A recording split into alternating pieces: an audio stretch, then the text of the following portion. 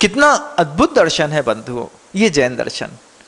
महाराज हमसे गुप्तियों का पालन तो नहीं होगा, वो तो आपके लिए है, क्योंकि आप ऐसे वातावरण में रहते हैं जहां ऐसा माहौल कई दिनों में एक आध बार बनता होगा, लेकिन हम जिस माहौल में रहते हैं उस माहौल में ये वातावरण सुबह से लेकर शाम तक में 1000 बार बनता है। पीड़ा का, पराजय का, प्रलोभन का, पतन का, आक्रोश का, याचना का, या फिर स्त्री पुरुष के परिचय का, या फिर बात के काटे जाने का, धन नहीं मिलने का, अलाभ का, जिनका प्रत्येक पल इन्हीं प्रलोभनों के और इसी जीवन शैली के बीच में गुजरता है और उनकी गुप्ती रखने की सामर्थ्य नहीं है। उनके लिए गुरुदेव कितने दयालु होकर के बोलते हैं, अगर तुम अपने मन वचन काय की स्थितियों को उस समय अंतर्मुखी नहीं कर पा रहे हो तो कोई बात नहीं, दूसरा प्रयोग कर लो। जब भी बात करो अच्छे से बात करो, समिति का प्रयोग करो। भाषा समिति एक सूत्र है। भाषा समिति, भाषा क्या है? आक्रोश के माहौल में अपना आपा मत खो। किसी भी क्रिया की प्रतिक्रिया करना ये आपके हाथ में है। आप प्रतिक्रिया नकारात्मक करते हैं, सकारात्मक करते हैं या शून्य करते हैं। परिस्थितियां बदलना आपके हाथ में नहीं है, लेकिन किसी भी परिस्थिति की प्रतिक्रिया करना यह बंधु आपके हाथ में है। अब वो प्रतिक्रिया आप कैसी करते हैं? उसी माहौल में जब वो आक्रोशित माहौल है, किसी व्यक्ति के कारण आपके अंतर मन के अंदर बार बार कसाई की पैदा हो रही है, आप उसको किसी बात को कहना चाह रहे हैं, उस समय आपकी एनर्जी इतनी इनबैलेंस हो जाती है कि आप क्या बोल रहे होते हैं आपको पता ही नहीं होता है। उस समय कोई रिकॉर्ड कर दे और 3 दिन बाद आपको आपकी बात सुनाए तो आप कान पकड़ के बोलते हैं, सॉरी भैया हमसे गलती हो गई, हमको ऐसा बोलना नहीं था, पता नहीं कैसे ऐसा बोल गए। मतलब आप अपने कंट्रोल में नहीं है। आप अपने कंट्रोल में रहें तो गुप्ती सबसे अच्छा और बेहतरीन उपाय है। लेकिन अगर गुप्ती में नहीं रह पाते हैं, बिना कसाय के मन वचन काय की अपने आप को कंट्रोल नहीं कर पाते हैं, तो गुरुवर कहते हैं फिर आप समितियों का पालन करो। जब भी बोलो आक्रोशित वातावरण में अच्छे शब्दों के साथ प्रस्तुतिकरण करो। सामने वाले ने तो अपना आपा खो ही दिया है, अब आप भी अपना आपा खो दोगे तो फिर तो महाभारत होना निश्चित है। जब कैकेयी ने अपना आपा खो दिया था, राम कितने धैर्य से बोलते थे, आप जो कर रहे हैं अच्छा कर रहे हैं। जब राम को वनवास कैकेयी के क्रोध के कारण, कसाय के कारण, लोभ के कारण मिल गया और स्वीकार कर लिया राम ने, राम कैकेयी से जाकर के कहते हैं, मां तुम्हारे कारण मेरे जीवन का अब वो विकास होगा जो कभी राजमहल में होकर के होना संभव नहीं था। तुम्हारे कारण राम आगे चल करके श्री राम बनेगा। अभी जब तक वो राम राम थे, जब तक वो अयोध्या के अंदर थे, जब तक वो दशरथ के हाथ के नीचे बैठते थे, जब तक वो कौशल्या के हाथ से दूध पीते थे, लक्ष्मण के हाथ से अपना सहयोग प्रदान करके खेल खेलते थे, तब तक वो व्यक्तित्व सिर्फ राम था। कैकेयी ने उसको श्री राम बना दिया। जैसे कैकेयी ने उस राम को श्री राम बना दिया, जब भी आपके जीवन में कोई आक्रोश का वातावरण बने तब अपने आप को संबोधित करना, बंधुओं मेरे श्री राम बनने के लिए यह भूमिका बनाई जा रही है। जब भी महिला वर्ग के बीच में कोई आक्रोश का वातावरण बने तब अपने आप को बार बार संबोधित करो, मेरे सीता सतीत्व की और सीतापने की अंदर से आज परीक्षा है, देखना है मैं कितना पास होती हूं। क्योंकि मंथरा का रोल प्ले करने वाले संसार में है ना, अपन को तो सीता का रोल प्ले करने की कोशिश करनी है। जब ऐसा कोई भाव अंदर बन जाए, ये विचार सुनते वक्त बहुत अच्छे लगते हैं, लेकिन इंप्लीमेंट करने का जब भी हमारा मौका आता है, हमारी स्थिति उस गिरगिट के जैसे हो जाती है। कैसी हो जाती है महाराज? गिरगिट कितना खूबसूरत दिखाई देता है, हरे पत्ते के बीच में बिल्कुल हरा, लाल के बीच में बिल्कुल लाल, उसकी बाहर की प्रकृति बहुत साफ सुथरी दिखाई देती है। पानी के अंदर छोड़ दो तो पानी के कलर को एब्जॉर्ब करके वो ट्रांसपेरेंट जैसा भी दिखाई देने लगता है। बबूल के पेड़ में चढ़ा दो तो बिल्कुल सांवला मरून कलर का दिखाई देने लगता है। वो अपनी ऊपर की प्रकृति बदल सकता है, अंदर की प्रकृति उसकी हमेशा जहरीली रहती है।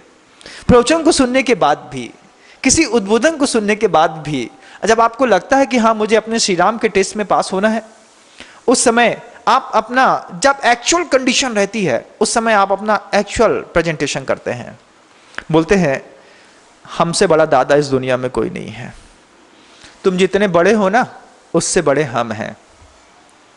ऐसे शब्दों की आवलियां प्रस्तुत करके हम अपने घर के अंदर एक अभिनव महाभारत तो लिख सकते हैं, लेकिन राम के जैसे कभी आइडियल नहीं बन सकते बंधुओं।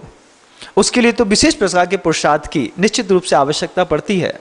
जब लगे आक्रोश का वातावरण बहुत गहरा होता जा रहा है तो फिर हम समितियों में या तो भाषा समिति का प्रयोग करें, या फिर हम देख सुन करके वहां पर जाकर के पहुंच करके वातावरण की नब्ज को नापने का प्रयास करें। वे समितियां 5 हैं, लेकिन 5 आपके काम की नहीं है, क्योंकि आपने उसके लिए अपनी भूमिका और परिस्थितियां नहीं बनाई। उन 5 समितियों में से भी आपके लिए भाषा समिति बहुत काम की है बंधु। गृहस्थी का अपना जीवन सुधारना है, संवारना है, मत बनो साधु। मैं प्रेरित भी नहीं कर रहा हूं। जिसके अंदर का वैराग्य होगा वो खुद आएगा, खुद बोलेगा गुरुदेव आपके साथ रहना है, आप भूमिका बना दीजिए। तो मैं चला करके भूमिका नहीं बनाना चाहता, लेकिन आप जिस घर में रहते हैं उस घर में रहते हुए भी आपको भाषा समिति की बहुत जरूरत है। अगर गुप्ती में रह गए, मन को, वचन को गुप्ती में रख लिया और कुछ नहीं बोला, ये तो लाजवाब है। लेकिन जब बोला तो फिर ऐसा बोलो कि अपने मुख से निकलता गुलाब है। अगर मक्खियां अपने हाथ में रखनी है तो उसके लिए या तो आप जहर फेंक दें या फिर आप सीरा डाल दें। दोनों कंडीशन में वो आपके हाथ में होगी बंधु। बस सोच का खेल है कि सीरा फेंक करके भी तुमको अपना बना सकता हूं। इसके लिए हमको डिवाइन एंड रूल को लगाने की कोई जरूरत नहीं है। लेकिन ऐसा होता है, हम अनादिकालीन से जिस संस्कार को लेकर के आए हैं, हमारी सबसे बिल्कुल पीक पॉइंट में हमारी चेतना, हमारा ज्ञान सब लुप्त हो जाता है और अनादिकालीन संस्कार उसमें काम करता है और हम उससे भावित होकर के पतन स्वीकार कर लेते हैं। पतन कंपलसरी नहीं है, लेकिन होता है। अगर आपको लगता है ऐसा कि पतन हमें नहीं चाहिए, तो फिर आप अभ्यास स्वीकार कर लीजिए। कितना अच्छा है, कितना व्यवस्थित जीवन है। आप समितियों का पालन ना कर पाए और परिस्थितियां बिगड़ती चली जाएं, फिर हम क्या करें महाराज। हमसे गुप्ती में रहा नहीं गया, हमसे अच्छे से बोलते भी नहीं बना और सारी परिस्थितियां पूरी की पूरी हमारे हाथ से बिगड़ गई हैं। अब हम क्या करें। तो गुरुदेव कहते हैं, जब पूरी परिस्थितियां घर की बिगड़ गई हो, सब कुछ छिन्न भिन्न हो गया हो, उस समय क्रोध करने की कोई जरूरत नहीं है। मन के अंदर क्षमा का भाव पैदा करो। कोई बात नहीं, हमने क्षमा किया, हमारे कारण सब बिगड़ गया। इलेक्शन हुए ना बंधु, अभी सबके रिजल्ट्स खुल गए। अब जिन जिन पार्षदों ने जिसको वोट देना था उनसे धोखा दे करके दूसरों को वोट दिया होगा। किसी ने पैसे के प्रलोभन में, किसी ने किस में, किसी ने कुछ में। उसके बाद जब अपनी वोटिंग को कंप्लीट कर लिया, जब किसी अनैतिक व्यक्ति को नैतिक पद पर बैठा दिया, फिर जब चुना है उसे कत्ले आम का हुनर देखकर, फिर क्यों मायूस होते हो लाशों का शहर देखकर। किसी ने बहुत अच्छी बात देखी है, जब चुना है उसे कत्ले आम का हुनर देखकर, फिर क्यों मायूस होते हो लाशों का शहर देखकर। कि जब तुमने कत्ले आम का हुनर देख लिया है कि जो व्यक्ति बहुत ज्यादा ठेके चलाता हो, बहुत ज्यादा पाप के काम कराता हो, अनैतिक कार्यों में व्यस्त हो, जब तुमने उसी को अध्यक्ष बना दिया, फिर चुन लिया ना तुमने उसको कत्ले आम का हुनर देखकर, फिर ये मत बोलना कि हमारे घर की महिलाओं की चैन स्नैचिंग हो जाती है। फिर ये मत बोलना कि गली के हर नुक्कड़ में 2 दारूखोर दिखाई दे जाते हैं। फिर ये भी मत बोलना कभी बंधुओं कि घर घर में आजकल सट्टा खिलाया जा रहा है और लोग खुलेआम सट्टा और जुआ कर रहे हैं। क्यों? आपने चुना है उसको कत्लेआम का हुनर देखकर। अब कत्लेआम खुल्लम खुल्ला होगा। तो जब ऐसे खुल्लम खुल्ला कत्लेआम करने वाले लोगों को चयनित करके मेन सीट पे बैठा दिया जाता है, फिर वे पार्षद, वे विधायक आकर के धीरे से अपने साधर्मी से कहते हैं, भैया बहुत बड़ी गलती हो गई, हमें आपका साथ देना था, लेकिन हमारे ऊपर बहुत बड़ी मजबूरी थी, प्रेशर थी, इसलिए हमने उनको वोट दे दिया। अब हाथ में कुछ नहीं। अब पछताए होत का जब चिड़िया चुग गई खेत। अब तो भैया वो अनैतिक वातावरण ही लो आपके लिए और आपकी पूरी समाज के लिए काम करेगा। अब क्या हो गया, अब कोई चोरी हो जाए तो पुलिस वाले के पास बाद में, पहले अपने उस नेता के पास पहुंचे, भैया ऐसा हो गया, हाँ चाहे हम फोन कर दे रहे हैं। तो आप 100% किसी न किसी के ऊपर ऐसा डिपेंडेंट हो जाते हैं कि फिर आप चाहकर भी अपना विकास नहीं कर पाते।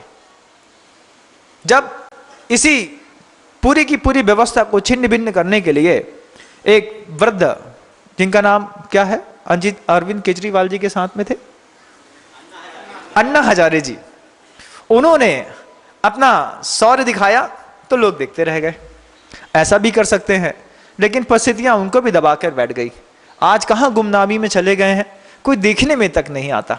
एक समय लगता था कि पूरे विश्व को, भारत को विश्व गुरु बनाने का दायित्व जैसे प्रकृति ने, पुण्य ने अन्ना हजारे जी को दे दिया है, लेकिन पाप फिर भारी हो गया और ईमानदारी की आवाज कहां दबी पड़ी है, कुछ भी दिखाई नहीं देता। बंधुओं, अपने अंदर भी इस बात को टटोलिए कि जब आप समितियों में ना रह पाए, जब आपके जीवन में गुप्ती ना रह पाए, उस समय जब प्रवृत्ति करना ही पड़े और परिस्थिति हमारे हाथ में ना हो, उस समय आप क्षमा भाव को आकार दें, जीवन फिर भी बच जाएगा।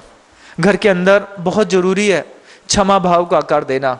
बड़े भाई ने, चाचा ने, छोटे लड़के ने, किसी ने पूरी प्रॉपर्टी हड़प ली, लेकिन मजबूरी है, इस घर को छोड़कर के कहीं जा नहीं सकते, रहना वहीं पे है, तो फिर कसाई मत करो, फिर क्षमा भाव अंदर से पैदा करो। बाहर दौड़ने से अच्छा है अंदर चले जाओ। अंदर जाओगे तुम, भीतर जाओ तुम, भी तर जाओ। ये मेरे शब्द नहीं है, ये पूज्य गुरुदेव के शब्द हैं जो उन्होंने मूक माटी में लिखे हैं। कितना अच्छा उत्तर लिखा है, परिस्थितियां बाहर कैसी भी हो, तुम भीतर जाओ, तुम भी तर जाओ। अगर तुम्हें तरना है तो फिर बाहर दौड़ मत लगाओ, कुछ अपने आप को संभालो। घड़ी के हिसाब से मत चलो, फिर घड़ी को छोड़ दो, उस व्यक्ति को घड़ी बनाओ जिसके हिसाब से चलने पर हमें थोड़ी और सहजता महसूस होती है। हम महसूस करेंगे और उसके हिसाब से चलने का प्रयास करेंगे। तुम भीतर जाओ, तुम भी तर जाओ। कितना पवित्रतम सूत्र है मूक माटी का। ये ऐसा महाकाव्य है बंधुओं, हर शब्द में ऐसा रस है जैसा रस अभी कभी आपने अपने भोजन में नहीं पाया होगा। उन्होंने, पूज्य गुरुवर ने हर एक नए नए रस को एक एक शब्द में ऐसा स्थापित किया है, सिर्फ समझने वाला ही उसका आनंद लेता है या फिर समझाने वाला। अगर आप क्षमा भाव में नहीं रह पा सकते हैं, आपको लगता है मेरा क्षमा भाव भी नहीं है, तो फिर अपने आप को वक्त से पहले कुछ सॉफ्ट कॉर्नर में, टू बी सॉफ्ट कॉर्नर, जैसे लकड़ी का, जब आपने देखा है जब किसी भी लकड़ी का एंगल बदलते हैं तो बीच बगल में उसको बोलते हैं भैया इसका थोड़ा कॉर्नर सॉफ्ट कर देना। फिर अपने अंदर एक मृदुता का भाव, एक सॉफ्ट कॉर्नर पैदा करो। अपने अंदर जीवन में नहीं बनता है, थोड़ी और सरलता पैदा करो। कबीरा आप ठगाइए और न ठगिए कोई, आप ठगे सुख होत है और ठगे दुख होए। ये सरलता की वो परिभाषा है बंधुओं कि आप घर के अंदर रह करके बहुत अच्छे से थोड़ा सा इंप्लीमेंट कर लो। जब लगे कि मेरे देखते देखते मेरा बड़ा भाई, मेरा चाचा, मेरे पिताजी, मेरी पत्नी, मेरा पुत्र मुझको ठग रहा है, उससे सिर्फ एक बात कहो बैठ करके। मेरा तो एक कोटेशन था, मैंने अपने कभी कमरे में लिख दिया था।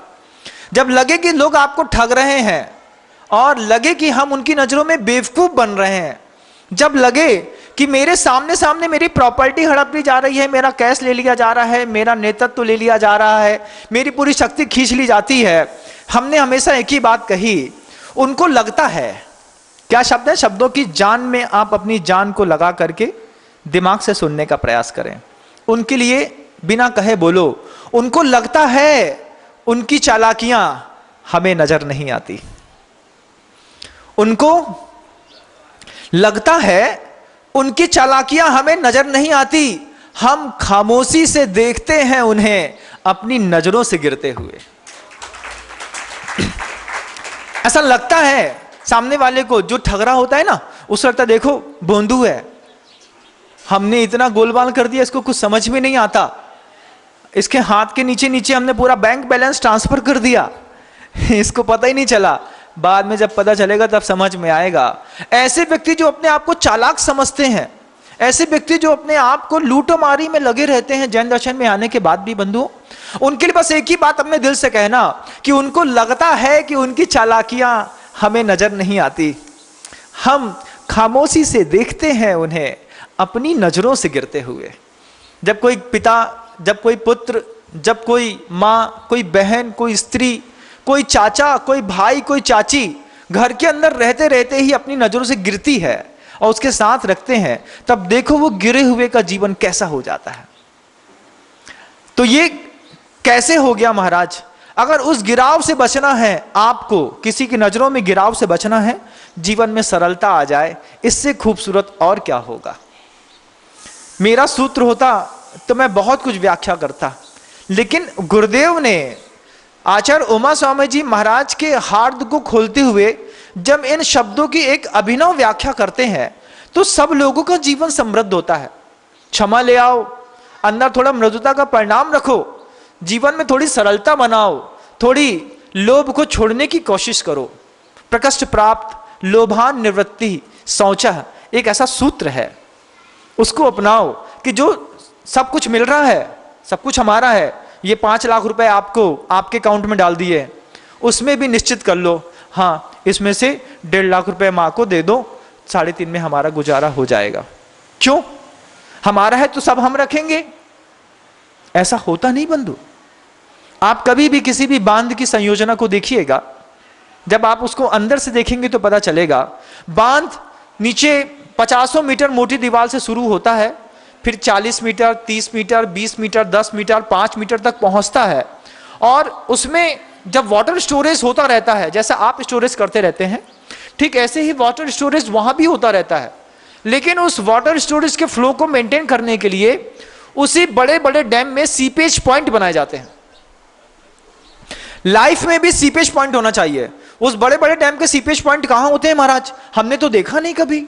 कभी आप किसी भी डैम को जाकर के उसके डैम इंजीनियर्स के साथ जाकर के अंदर जाके देखिएगा, जब आप डैम में नीचे उतरते हैं जमीन के अंदर और अंदर से आपको वाटर लेवल के प्रेशर के बारे में बताया जाता है, तब वो बताते हैं वहां से ऐसे धारा बहती रहती है।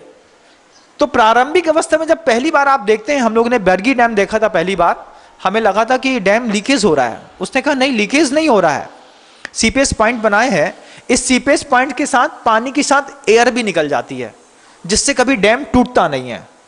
आपने अपने घर के अंदर भी थोड़ा सीपेज पॉइंट मेंटेन करिए। पूरा पैसा गले से उठाया तो फिर जवाबदारी बनती है कि 1000 रुपए वहीं पे छोड़ दो। क्यों? ये एक छोटा सा ऐसा सीपेज पॉइंट है जिससे आपके घर के अंदर छोटे से बच्चे से लेकर के बड़े तक की व्यवस्था चलती है। इस सीपेज पॉइंट के माध्यम से आपके घर के अंदर बड़ी बड़ी चोरियां बच जाती हैं। अगर आप रोज 1000 रुपीज पर डे आप अपने गले में या पब्लिकली छोड़ देते हैं, किसी भी डाइनिंग रूम में एक छोटा सा डिब्बा बना दो, उस डिब्बे को ओपन रखो और पिता का कर्तव्य हो कि उसमें हमने 1000 रुपए रख दिए हैं, इस 1000 रुपए में 10 रुपए का, 20 रुपए का, 50 रुपए का कुछ क्वाइंस हैं, कुछ 100 का, कोई 500 का नोट डाल दिया है, जिसको जरूरत है उसमें से उठा लो।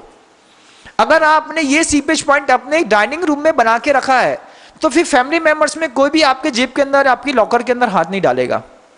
लेकिन हम 100% सीपेज पॉइंट को फिनिश कर देते हैं और उसके साथ क्या करते हैं, हमारी लोभी प्रवृत्ति होती है, सब हमको चाहिए। अब अहंकार काम करता है, कुछ भी चाहिए हमसे मांगो, हमसे बोलो, हम देंगे ना। भैया तुमसे मांगने की ताकत और मन होता तो मांग लेते, घर में रहते हो तो इसलिए तुमसे मन भी मिलता है, ऐसा थोड़ी जरूरी थोड़ी है। मन नहीं करता तुमसे मांगने का, फिर क्या करें? बड़ों का दायित्व है घर के अंदर एक सीपेज पॉइंट बना दें, जिसमें आप अपने हिसाब से रोज की एक फिक्स एक्स्ट्रा मनी उसमें डाल दें। आपके पूरे घर का वातावरण बिल्कुल व्यवस्थित बना रहेगा बंधु। ये वर्तमान समय में सबसे बड़ी और अहम जरूरत है कि थोड़ा सा लोभ हम खुद छोड़ दें। उसमें कुछ क्वाइंस भी पड़े हो, 1 रुपए का सिक्का भी हो, 2 का भी हो, 5 का भी हो, वो बच्चे भी हैं, वो बच्चे भी सीखते हैं। हमें चॉकलेट खानी है तो हम 500 का नोट लेकर के नहीं जाएंगे, हमने 1 रुपए निकाला, हम सामने वाले शॉप पे गया बच्चा, उसने एक अपनी चॉकलेट ली, संतरे की गोली ली, लेकर के चला आया। उसको उतना ही चाहिए। घर में आपकी बहन है, हो सकता है उसको 500 चाहिए। घर में 15 साल का लड़का है, उसको बाहर खाने का शौक है, तो हो सकता है उसको 100 चाहिए। अब आप सब चीज कोई आपसे ही मांगेगा तो फिर आपका घर फूटता चला जाएगा। इससे अच्छा है घर के अंदर एक बर्गी डैम के जैसा सीपेज पॉइंट आपकी डाइनिंग रूम में हो, बिल्कुल कांच का हो, सबको दिखता हो, और वो ओपन फॉर द ऑल। मान लीजिए कोई मेहमान भी आके उससे 100 का नोट निकाल ले, तो आप ये मत बोलिए कि आपने 100 का नोट क्यों निकाल लिया। हमने वो पैसे हमने अपने घर की, परिवार की, समाज की, मित्रों की व्यवस्था सुचारू रूप से चले, इसलिए तो डाइनिंग हॉल पे रखा है। जिसको चाहिए निकाल लो, कोई दिक्कत नहीं। और कभी पलट के उस पैसे के बारे में पूछो मत, 1000 रुपए डाले थे क्या हुआ। उसको एनओसी रखो, उसमें नो ऑब्जेक्शन सर्टिफिकेट के साथ, मुझे कोई ऑब्जेक्शन नहीं है, जो निकाल ले, कोई भी ऑब्जेक्शन नहीं है, आप निकाल लीजिए। हमारे सामने भी निकाल लेंगे तो हम नहीं पूछेंगे क्या करते हैं उस पैसे का। लेकिन हम एवरीडे 1000 रुपीज भी अगर अपने फैमिली मेंबर्स के बीच में अपने आप खुद देना सीखते हैं, हमारी फैमिली में कोई चोरी नहीं सीखेगा, हमारी फैमिली में सारा आदमी डिपेंडेंसी सीखेगा। और उसी में उन फैमिली मेंबर्स को भी लगेगा कि हम अपना अपना एक छोटा सा मनी बैंक बना लेते हैं, पापा इसमें 500 करोड़ डाल ही देते हैं, अपन 500 उठा के वहां डाल देते हैं। तो वो उसके बाद सेविंग अकाउंट्स की पॉलिसी भी वहां पे सीखेगा। कुछ प्रिंसिपल और पॉलिसी ऐसी हैं जो अगर साधु की हो और आपके जीवन में आ जाए तो मजा आ जाए। लेकिन आपके यहाँ तो कोई प्रिंसिपल ही नहीं है, कोई पॉलिसी ही नहीं है, हमको जो समझ में आता है हम कर लेते हैं। महाराज मांगे तो किसी चीज के लिए मना किया क्या? अरे क्यों मांगे, आप खुद ही समझ लो ना कि उम्र के किस पड़ाव में किसको क्या चाहिए, और जिसको जो चाहिए है उसकी व्यवस्थाएं। आदर्श माता पिता का यह कर्तव्य होता है कि वक्त से पहले उन व्यवस्थाओं को तैयार करके व्यवस्थित रख दो, जिसमें घर में किसी भी व्यक्ति की हानि ना हो। और ये व्यवस्था बनी रहे तो बंधुओं, कभी भी मोरल इफेक्शन इतना परफेक्ट होता है कि घर का प्रत्येक व्यक्ति घर के व्यक्ति को डिवोटी रहता है।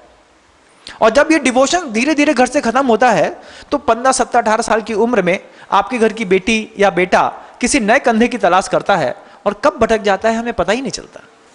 अगर उस बच्चे को भटकाव से भी बचाना है तो उसके हाथ में थोड़ी स्वतंत्रता आपको देनी चाहिए, ज्यादा नहीं, थोड़ी, और वो भी देखते हुए, लेकिन पूछने का कोई अधिकार नहीं है।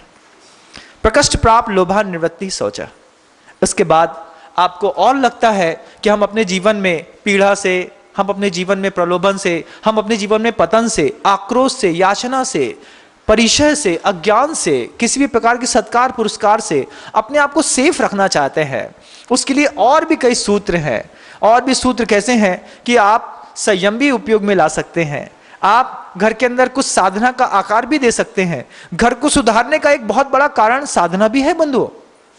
जब लगे लड़का लड़की 18 साल की, 19 साल की, 20 साल की हो गई, इसके जीवन में कामुकता बढ़ रही है, वासना बढ़ रही है, लोलुपता बढ़ रही है, तो माता पिता एक आइडियल कंडीशन स्टैंड करते हैं घर के अंदर।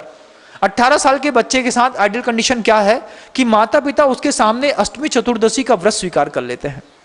माता पिता धीरे धीरे रात्रि भोजन का त्याग कर देते हैं। माता पिता शुद्ध भोजन की शैली को अपना लेते हैं, जिसके माध्यम से बच्चे को सीख मिलती है कि मेरे माता पिता इतना संयम का पालन करते हैं, मुझे कम से कम इतने संयम का पालन तो करना है।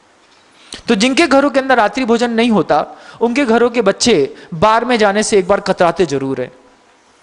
लेकिन जिनके घर के अंदर रात को 9 बजे चावल दाल बनता हो, सब्जियां बनती हो, गरम रोटियां बनती हो, उनके बच्चे को होटल जाने में, बियर बार जाने में, नॉन वेजिटेरियन होटल जाने में बहुत ज्यादा प्रॉब्लम नहीं होती। क्यों? खाना ही तो है। 10:30 बजे घर में बन रहा था, 10:30 बजे हमने होटल में खा लिया। तो होटल में आपके घर के अलावा भी बहुत सारी चीजें उसको मिलती हैं जो नहीं मिलनी चाहिए। हम अगर उस परिस्थितियों को, उस समय को बदल देंगे तो हमारा घर भी बहुत व्यवस्थित हो जाएगा। संयम की आवश्यकता है, कुछ त्याग की भी आवश्यकता है। कई बार बहुत बड़ी कैजुअलिटी घर के अंदर हो जाती है, उस समय चलो ठीक है, कोई बात नहीं,